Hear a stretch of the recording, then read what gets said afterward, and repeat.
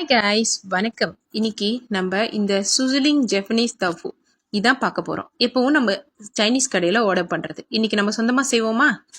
கொஞ்சம் கோழி துண்டுகளை வெட்டி வச்சுக்கோங்க. ஈஸி சைட்டு, அதாவது செத பகுதி. 2 பெரிய வெங்காயம், 2 பச்சை மிளகாய், 2 பல்லு பூண்டு நல்லா பொடிசா வெட்டிக்கோங்க.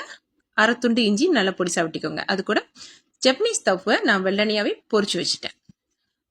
இப்போ ஜப்பனீஸ் தஃபு பொரிச்ச எண்ணெயிலேயே நம்ம அந்த வெட்டி வச்சிருக்க அந்த கோழி துண்டுகளை போட்டு நல்லா வதக்கிக்கோங்க. நல்லா கொஞ்சம் ப்ரௌனா வந்ததுக்கு அப்புறம் நம்ம வெட்டி வச்சிருக்கோம்ல வெங்காயம், இஞ்சி, பூண்டு, பச்சை மிளகாய், அதையும் சேர்த்து நல்லா வதக்கிக்கோங்க.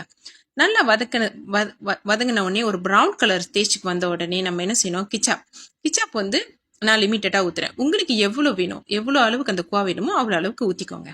ஏன்னா நாங்க கொஞ்சம் பேர் தான், ஸோ அதனால நான் கொஞ்சமா ஊத்துறேன். ஸ்திரம் 2 பெரிய ஸ்பூன் ஊத்துனா போதும்.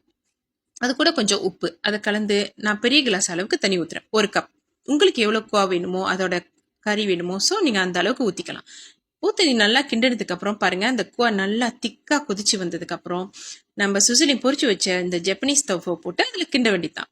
அவ்வளவுதான், நம்மளோட ஜப்பனீஸ் தஃபு ரெடி. யாருக்கெல்லாம் பிடிச்சிருக்கோ கண்டிப்பா ட்ரை பண்ணி பாருங்க, சூப்பரா இருக்கும்.